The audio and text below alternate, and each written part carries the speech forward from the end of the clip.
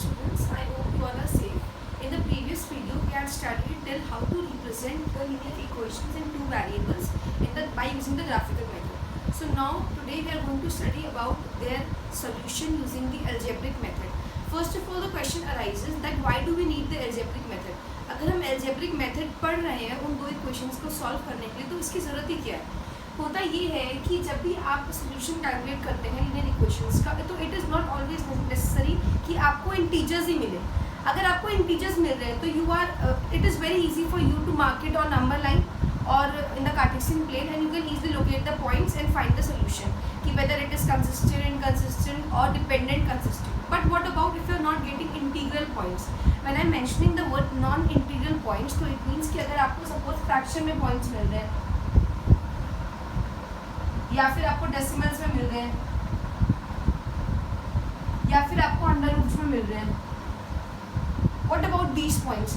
आपने इन पॉइंट्स का अगर ग्राफिकल रिप्रेजेंटेशन पहले भी अगर पढ़ा है तो it can be a possibility कि आप उसे नॉर्मली तो नंबर लाइन पे ड्रॉ कर सकते हैं, but when it is coming to Cartesian plane, अगर आपको उसको एक्स और वाई कोऑर्डिनेट पे मेंशन करना है तो it becomes very tough to locate these points by using those methods जिसमें आप इरेशनल नंबर को किसी एक पाइथागोरस थ्योरम को यूज़ करके मार्क करते हैं जो आपने पहले भी पढ़ा होगा. अब इन सब पॉइंट्स के लिए आपका ग्राफिकल मेथड हो जाता है fail. Graphical method is a failure for these points. लेकिन ऐसा तो नहीं है कि ग्राफिकल मेथड फेलियर है तो हम सोल्यूशन फाइंड नहीं करेंगे.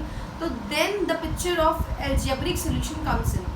अब हम बात करेंगे कि how to solve the pair of linear equations algebraically.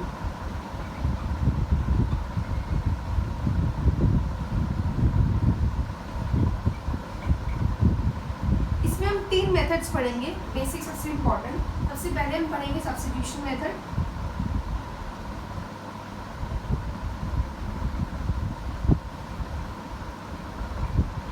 फिर हम पढ़ेंगे एलिमिनेशन मेथड,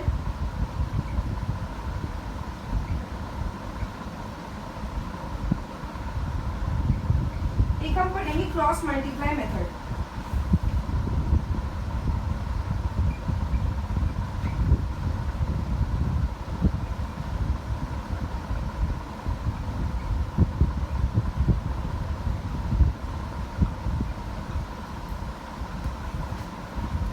तीनों मेथड में कुछ शॉर्ट में बता दूं कि क्या इनका रेफरेंस होता है. By the word substitution in the layman language you mean जब आप किसी चीज़ को उठा के सब्स्टिट्यूट करते हैं, तो इसमें हम यही करेंगे कि हमें दो इक्वेशंस गिवन होंगी, हम किसी एक वेरिएबल को दूसरे वेरिएबल के टर्म्स में कैलकुलेट करेंगे एक इक्वेशन को यूज़ करके, और उसको हम दूसरे में सेकेंड इक्वेशन में पुट करेंगे. ये बात होगी सब्स्टिट्यूट की, wherein you calculate the value of one variable in terms of other variable using one equation and you use that solution in the second equation. Elimination की जब हम बात करते हैं तो what we do, we try to eliminate one variable completely from the two equations.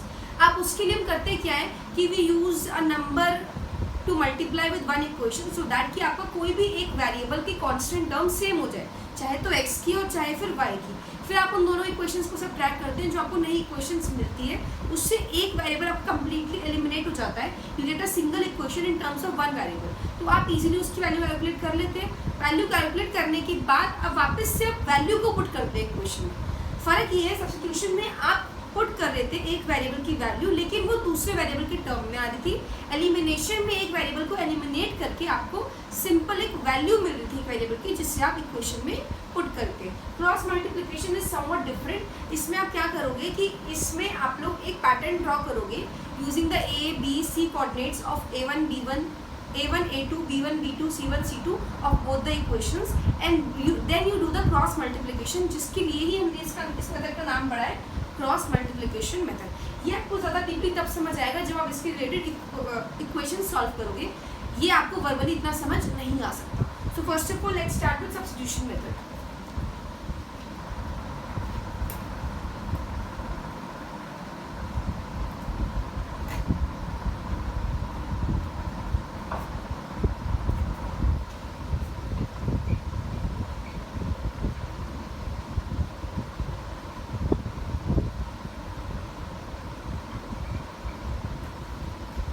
Method मैंने आपको बता दिया that you substitute the value of one variable in terms of other and then you put that value in the second equation. अब इसको use करके मैं आपको एक क्वेश्चन सॉल्व करके दिखाती हूँ, then only you will be able to understand what does it exactly mean.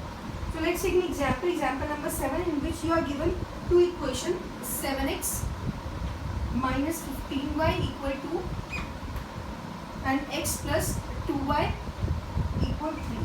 These are the two equations that you are asked to find the solution for them.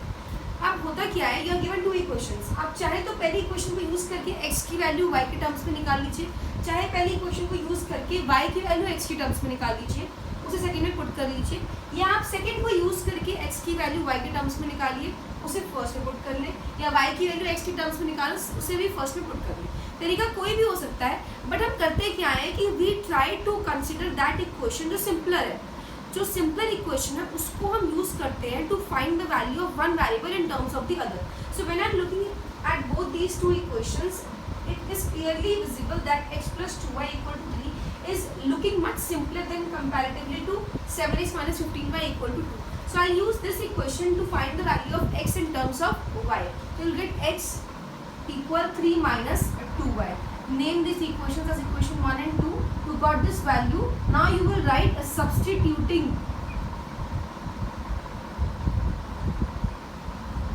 value of x in equation 1. I am mentioning it again and again that it is your personal choice whether you are considering the first equation or the second equation to calculate the value of one variable in terms of the other. But I prefer that you choose a much simpler equation for doing so. ये आपको calculation में help करेगा. It will make your calculation easier comparatively. तो अब आप इसे value को substitute करेंगे x की. In the first equation you will get 7. In place of x you will write 3 minus 2y minus 15y equal to. Now you have to solve it.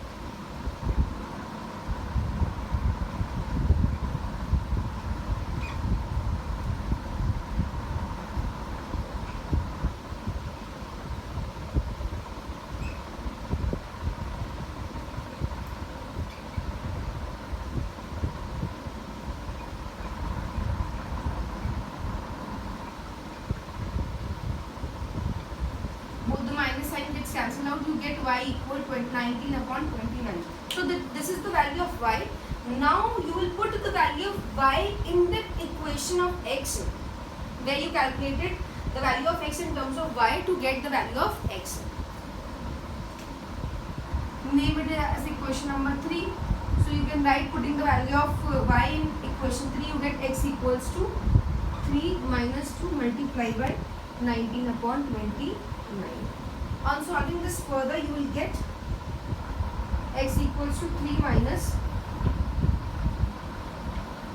you will get x equals to 49 upon 29.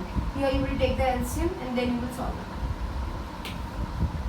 ये हो गया substitution method. अब अगर आप observe करें तो मुझे एक सिंगल वैल्यू मिली है x की, एक सिंगल वैल्यू मिली है y की. That means it is a consistent pair of equation where you have a unique solution.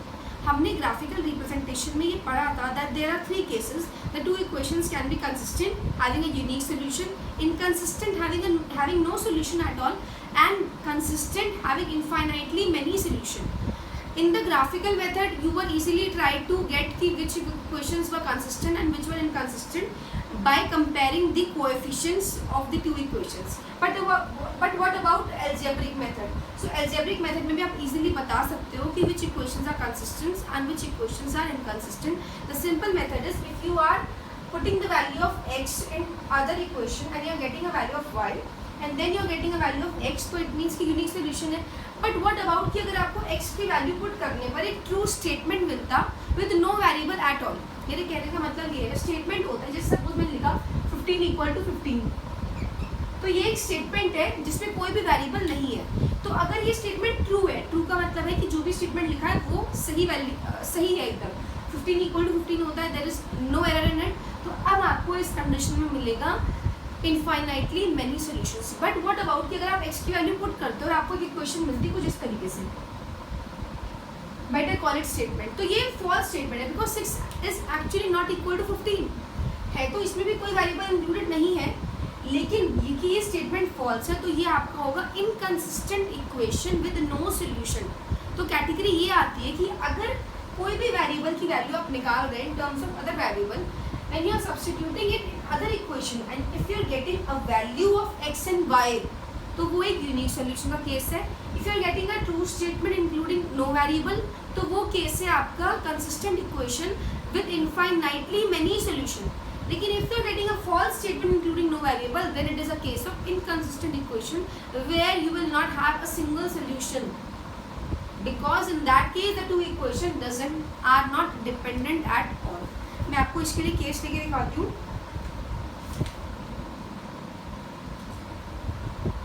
Okay, so now let's consider example number 9.